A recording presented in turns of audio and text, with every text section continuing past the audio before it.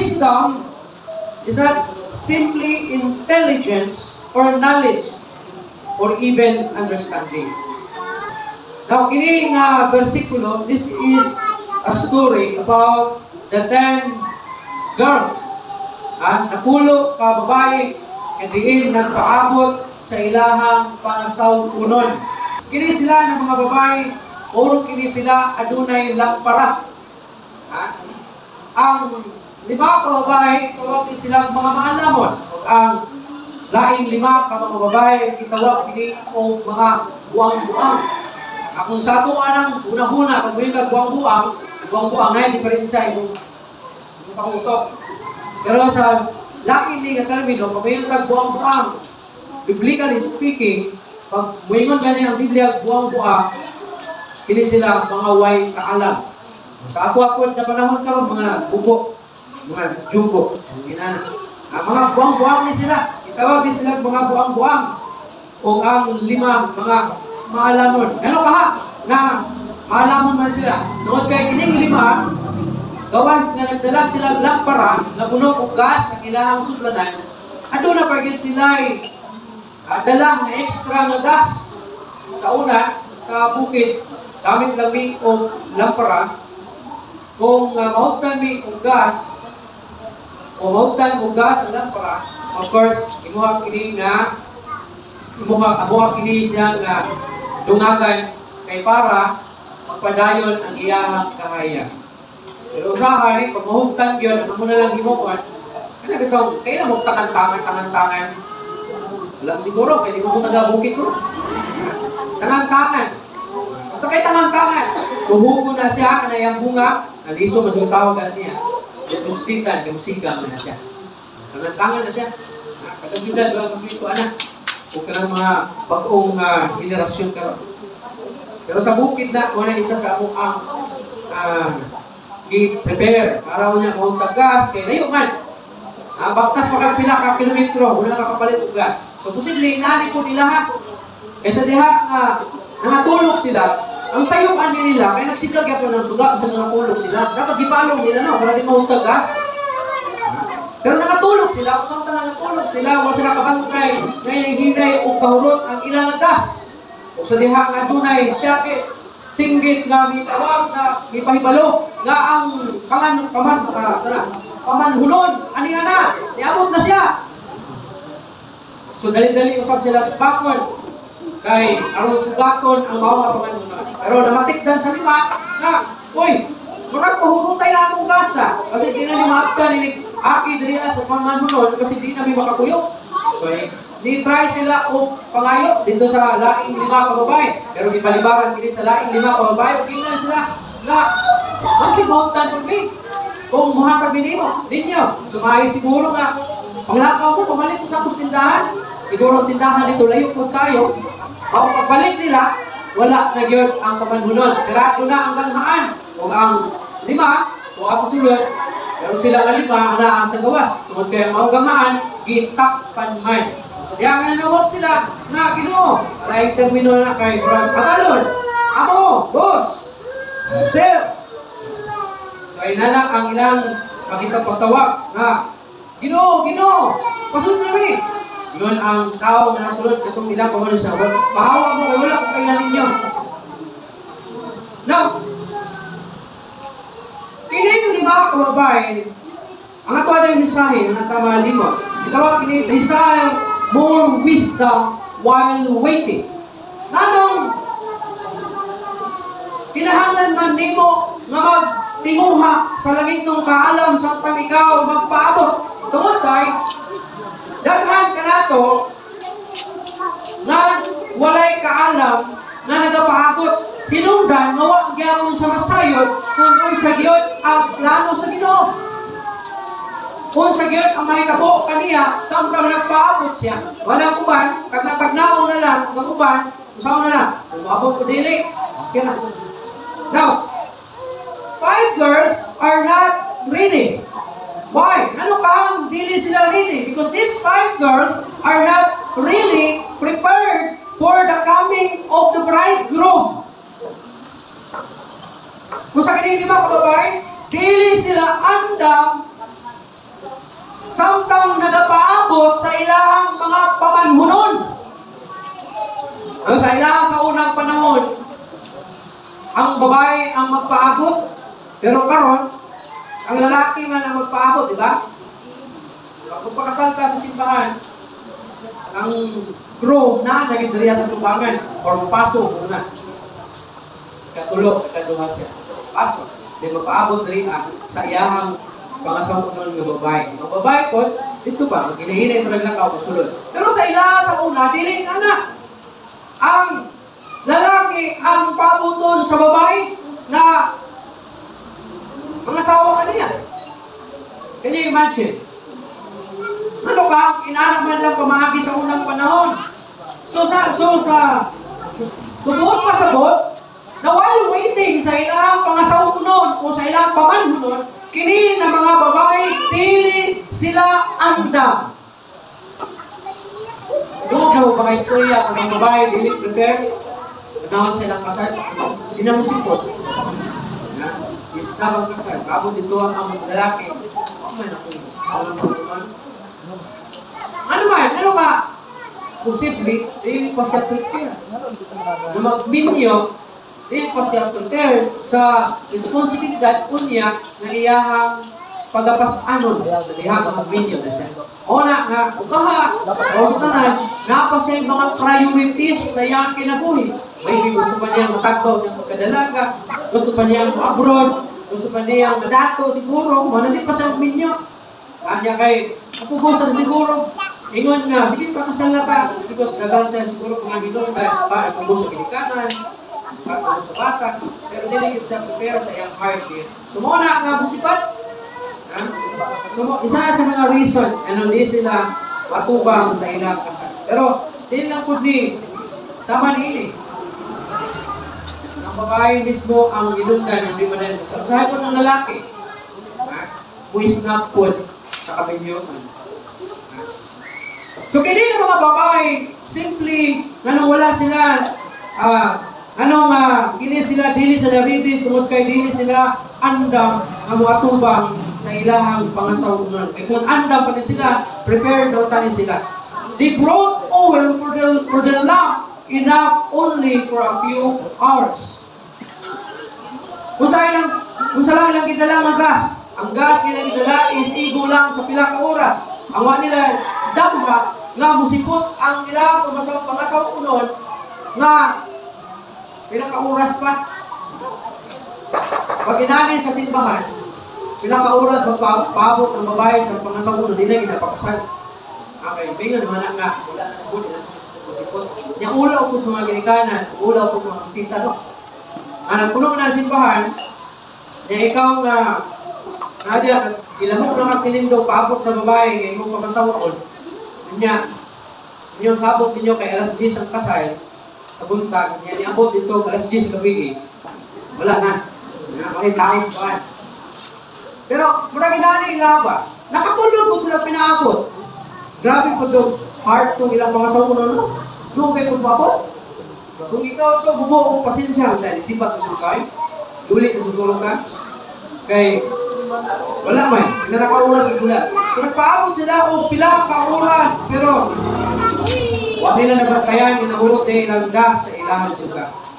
And then, these 5 girls, they are foolish. Mga buang-buang. Pagkana. Buang-buang ba? Kapay buang-buang na ito dali. Now, anong gitawag dali sila ang mga buang-buang? Ano ka ha? Why? First, it's because they don't have vision. Wala sila'y mga pananaon.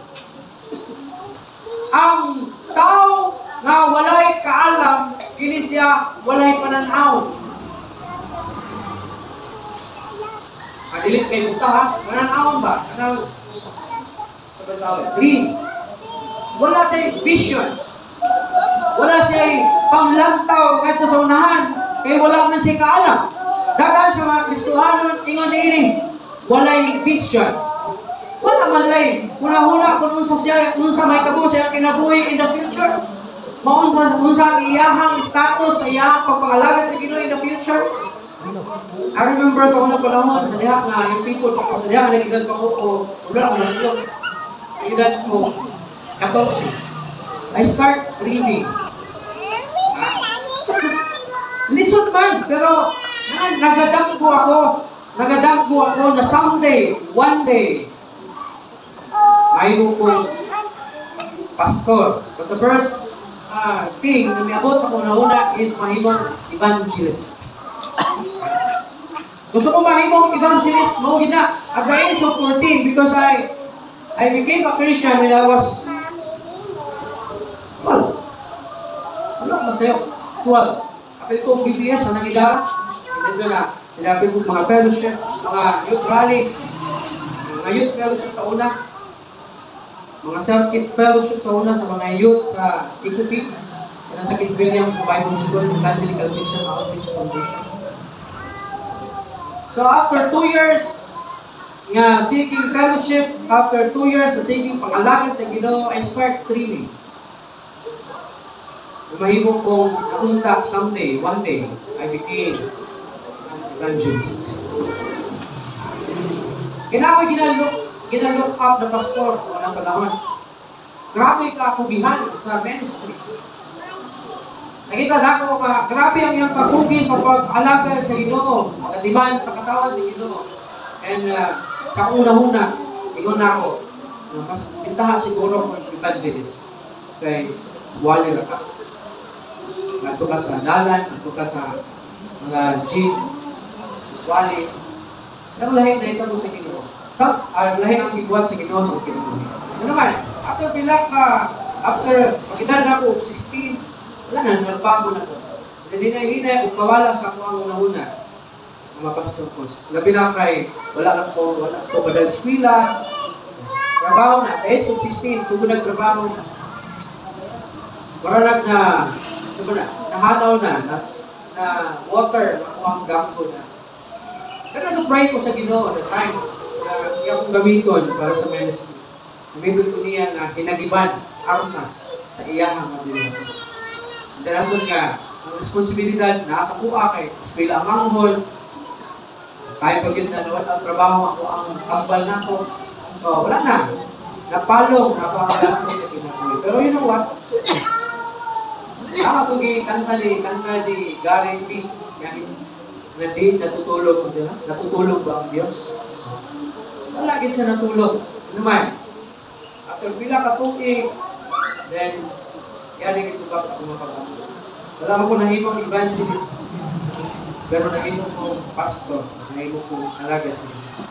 Now, while waiting, please, praise the Ginoo and ask for more wisdom because ang tao nga walay kaalam, kini siya nga tao, walay vision, walay pananaw. So kinahanglan ingon na mga Kristohanon, makabaton kita og pananaw.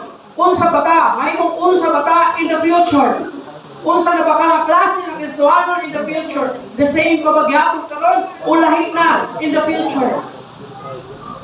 Ayaw subot na magstay lang ka sa imong kahimtang karon. Ingon na Kristohanon, dream more and dream big para sa kahimayaan sa Ginoo. Mamuhat ka para sa Ginoo.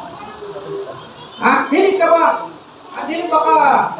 Kana ka mahagit sa imong kinabuhi. Dadagan sa mga Kristohanon nga kaniadto pareha mo and then karon gigamit sila sa Ginoo. Ikaw wala pa gyapon ka gamitan sa Ginoo because wala kay dream, wala kay vision. Dili ba ka masuko? May usa ka istorya sa mga babae ni siya. May usa ka member sa church. Kini siya nga member ng church, dugay na nagasimba sa simbahan. Kinala ka mga katuligan, sige simba. And then one day, may isa ka bisita sa simbahan. Usa ka invite lang, kay dili na sa church. Then while visiting sa church, naluwas siya, nakaila siya sa Ginoo sa kinabuhi, and then, bila ka mga Domingo, naging aktibo siya, and then, bila ka mga bulan, wala pala yung tuig, nag-start na siya o share sa word sa Ginoo. And finally, nahimo nag-create siya o life group. Then nahimo siyang life group leader. So tungod niadto na iyang gihimo ang babae nga dugay ng membro sa simbahan, hilom nga naglagod sa iya. Ngayon naman, ano manig kaya na bago pa lang gani sa pulo naton, bago pa lang gani nagasimba gani gigamit naman gitagaan naman ibiyalan naman ni pastor ug pulo naton. Gisaligan naman siya sa ministry. Ano ka? Gisaligan siya sa ministry tungkol kinahanglan sa vision. Nakay panglantaw sa unahan, nakay panglantaw nito sa unahan. Pagkasaligan ka, kung wala kay panglantaw sa unahan, ikaw na sa imo nga ang parang kontento na ka sa imong kahitnan, karong hindi ka pagkasaligan. Ano man? Wala kay vision. Wala kay vision. Kaya nung tumo sa mga Kristohanon sa New Testament, sa diha, mahuman sila makaila ang Ginoo Kristo, diha sila kinabuhi ng kapatong sila mga vision. Gusto nila mga vision. Nagtinabangay sila sa ilang mga katawhan, mga kaigsuunan, kaubanan, pangkitay sa ulong sa Ginoo, nagdigtunay sa usap-usap. Kanya imagine. Gani, itong dako nga panon na na-convert during sa pagwali ni Pedro, na ginatagay sila pagkaon niya, kini ng mga apostoles, apil sila nga nagapaambit kung pagkaon, and then may mga nangutana, may mga arguments nga nitungha diya sa ilahang pundo, umingon sila na dapat kinaay uban wala masangyawan, ay uban wala mawalihan, kay tungod kay nabisi ang mga apostoles sa pag-share sa pagkaon, siguro luto pa sa uban.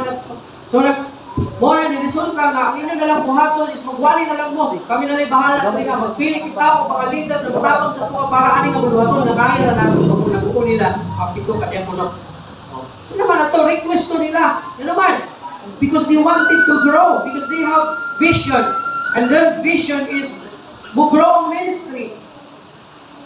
Ha?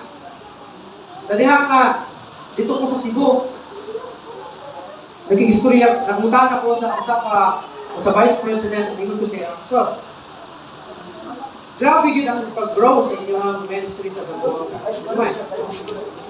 Nahin mo silang 17 churches, 10 pastors, I think, or 11 or 12. In the rest, yan ang pastor, Rutibot, lagi pastor. Okay, mapansin ako, halos every year, nasa sila ministry, ablihan ng ministry. Ang sekreto nila is, di lang sila natunay mga vision. Kaya nag-ato sila sa mga lugar, and then kapag gaya mga feeding, para lang makastart of ministry until na children feeding, mahimong children and adult feeding program, and then later on mag-start na ang church anak na dapat. They have a vision. Inanak na dapat, kailangan natin vision. Dili lang kay ako ang makakita sa vision. Pwede po ninyo makita ang vision. Pwede ninyo makita ang pananahon. Pwede ninyo pangita, pangayoon na Ginoo nga na Lord tagay kong pananahon para makatapang sa ministry. Sa pastor Redentor, napupo. So diha nga, mga 2014, 2 years pa ko na itik. Gamay pa kayo ito, pinalang ko siya. And then, namagit ko sa ilahang sistema sa discipleship.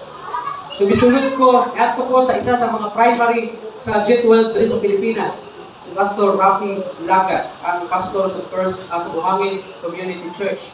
Ikikistorya ko sa iya.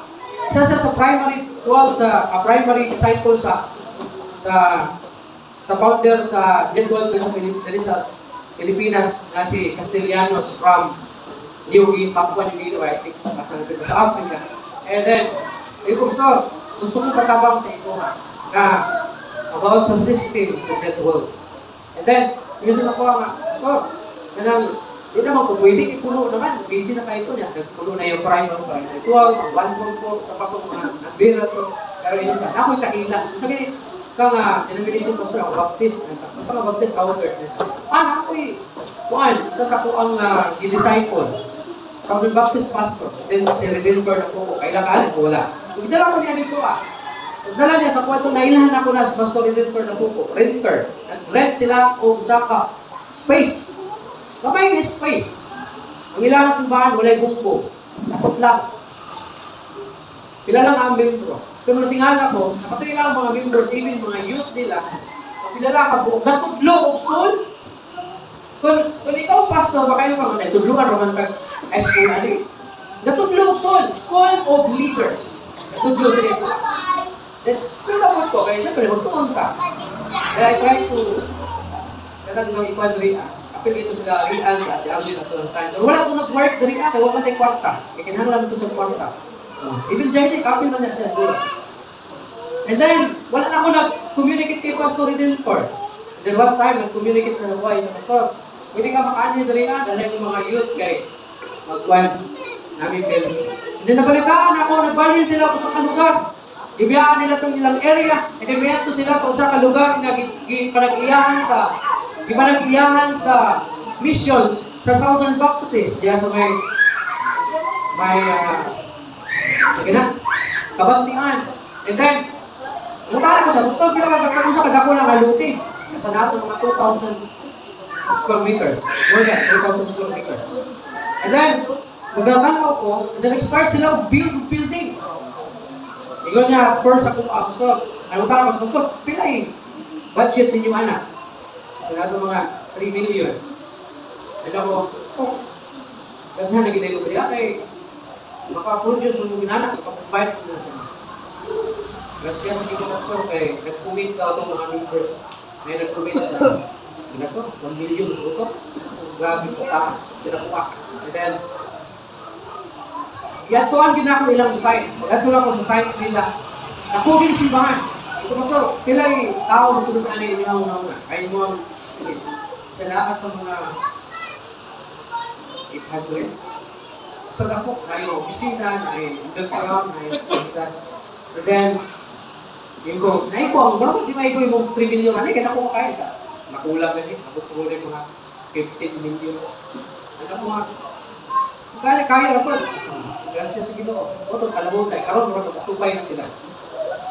Gusto naman ito, maihap na ito, sa patagay na. At first, pero karoon, ano sila sa mga, I think, 300.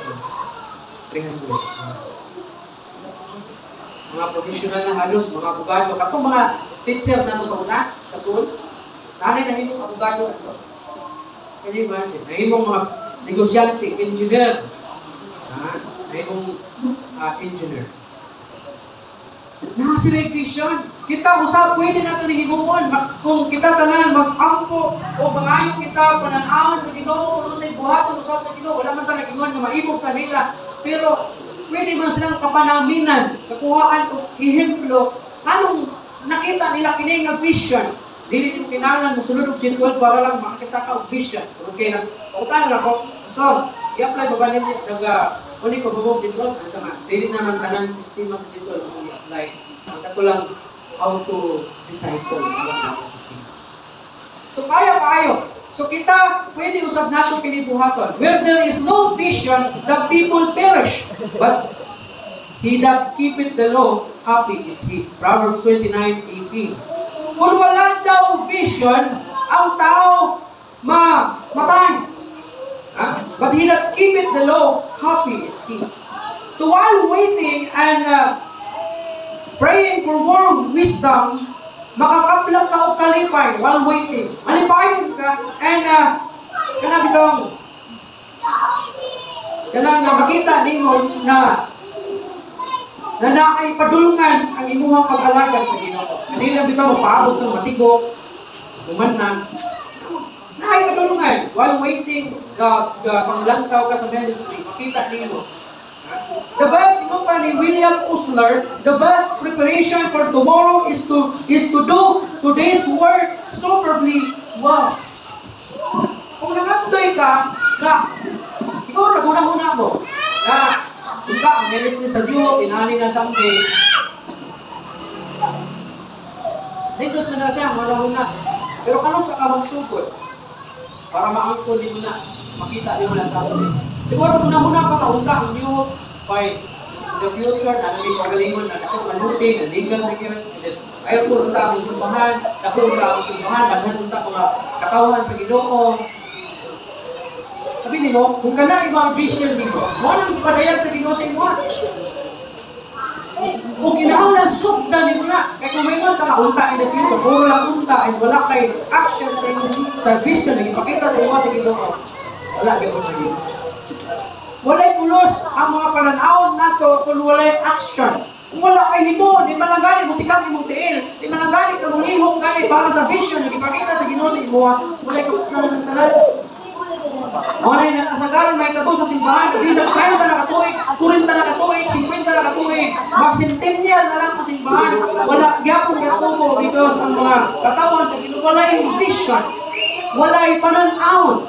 Kung kinahanglan makabaton kita o pananaw. Ingon pa si Bobby Knight, the will to succeed is important, but what's more important is the will to prepare. Ang imulong kagustuhan na magpalampusan importante. Apan mas labaw nga importante kung ikaw makapangandaw na. Ano sa kapangandaw? Karon ko mamabot ba? Karon, kung karon sa ka ipakita ng pananaw sa Ginoo, karon ka mangandam, aksyonan nimo ang maong pananaw. Ikaduha, starter only. Diha sa kini ng mga babae nga mga buang-buang, igo lang sila sugod. Wala gid sila gatiwas ng kay, wala pa sila kaandam gord. Wala ingon na mga Kristohanong dili kung kata mga starter lang, dili ta igo sa pagsugod. Nalahin ng human, problema din ng human. Wala ka na bitang administration. Na kung lahin na ang presidente, di na mahuman ang project. Dahil lahin na kung project ang imo na susunod ng presidente. Ano naman? Kaya ang dungog, dili naman niya makuha, kaya makadawat sa dungog, katulad ni Puli sa iya, sa pagka-presidente. O na din niya ipadahil, igo lang sugod. Kita ko sa, di lang kayo unta, igo lang sugod, at hindi katiwas. Kaya naman, usually sa mga dili katiwas, may mga klaro ang commitment. Kaya kami ingon lang sige ako na bahala na. Mayroon din ang kanaway commitment sa Ginoo. Ito lang halkay niya ko, pero abuhatin nimo, di ko makabuhat. Dili ang tatay starter only. Ito pa ang Galatians chapter 6 verse 9. So let us not become tired of doing good, for if we do not give up, the time will come when we will reap the harvest. Ano sa kang gusto mo harvest? Ay, kung tingnan ka, gusto kang ma-harvest o lindot na simbahan in the future, daghan ng mga katawan sa Ginoo, airport na simbahan, daghan ng mga extension na simbahan in the future, pero wala ka nagbukas. Ay, kung tingnan, mayroon ka nga. Nga, buhunan sulod-tuwing bunga na, umangga. Pero wala kang kay mangga kita, no? Lain ko nung nag-expect ka kung bunga mangga, kung wala ka natanong kung mangga. Di ako sa ministry. Kung na kay vision, kay nani mo nakita in the future, pagsugod ng talong, kay mo pa si Pablo, kung ikaw na maghago, karon dili ka mo surrender, dili ka mo give up, mag-ani ka. You will reap the harvest. Mag-ani ka in the future. Wala yung ministry na nagsugod ng dako, o nagsugod sa dako na. Alawang siya iba. Kaya nakuha na itong example. I read the story kung saan na sila sa una. Nag-start ang sa dihang nagibiyaan sa ilang pastor ang Chinese Baptist. Doon na lang sila ilipid numbers. Doon sa tuwiga, 2005, 2005, 2005 or 2004. 5 ka Chinese na membro sa Chinese Baptist. Nagitawag nila sa Pastor Tan, Arnel Tan. They look at what happened.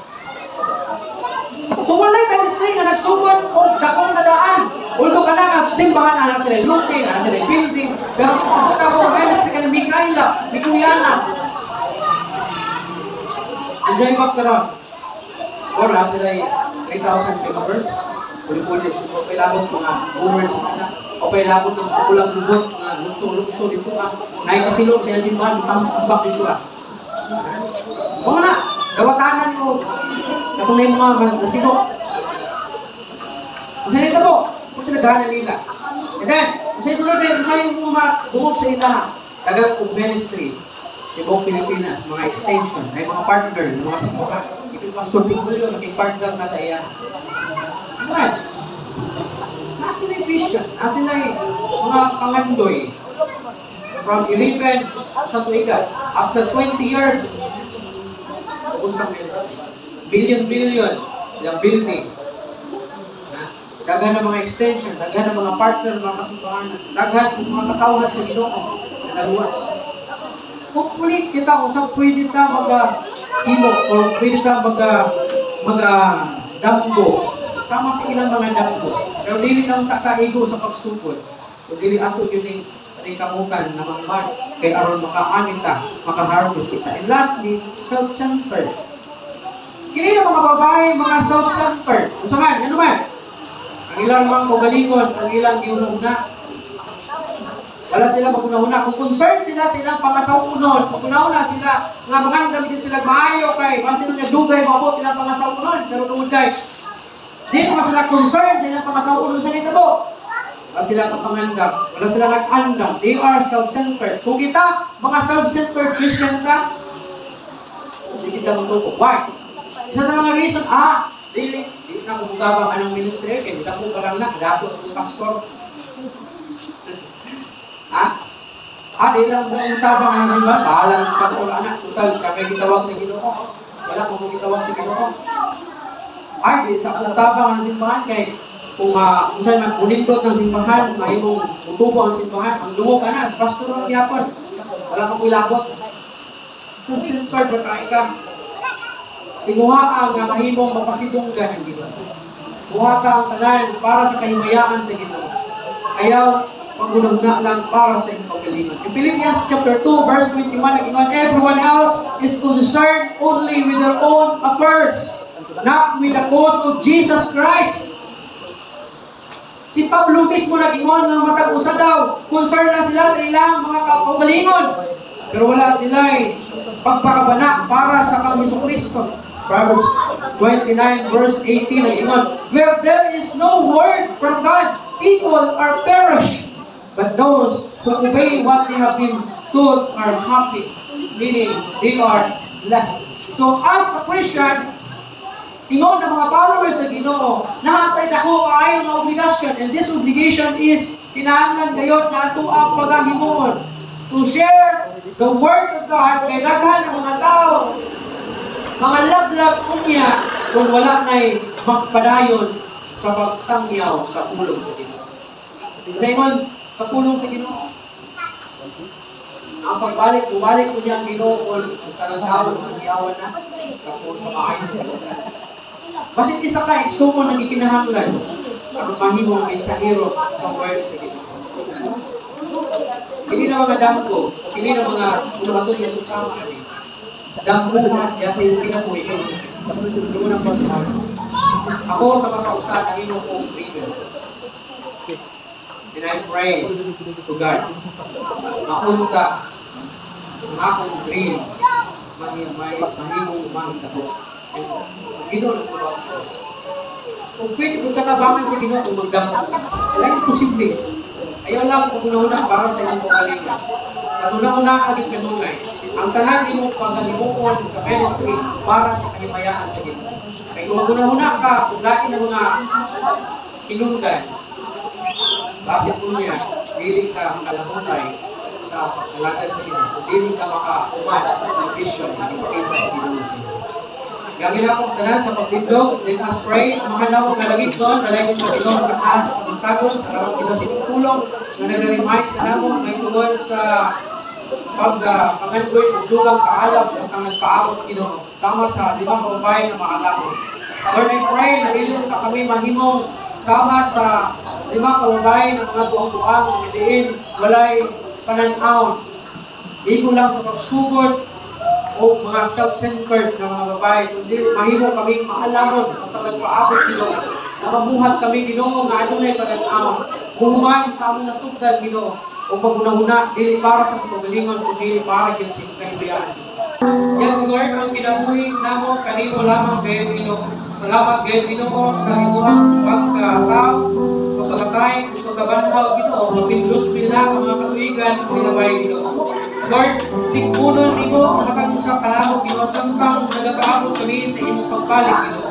Ingon man nasigon nimo kami aron nga mahimo kami maisugon na mopaambit sa imuhang kamatayon, sa imuhang pagkatao, sa imong pagkabanhaw Ginoo. Ngadto sa tanan sa mga tao, huwag pagyud makadungog sa maayong balita nito. Nag-aako sa mga Ginoo na ikaw gayon magalingon sa pagtuo, pagsalig sa pagkusa. Dili ka magamoy sa mga kaluyahon, diining kinabuhian o diining kalibutan sa kang Ginoo na pangalagan nga kanino.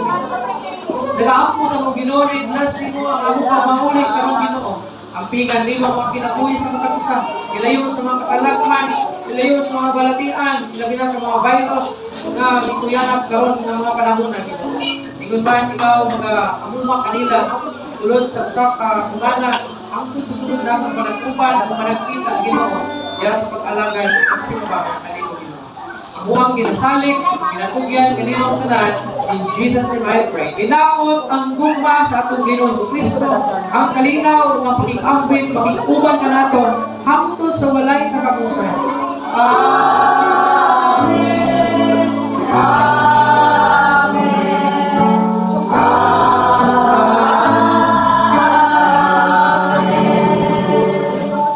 Ayong kulto sa tanan o gaganda sa tanan. Happy Sunday.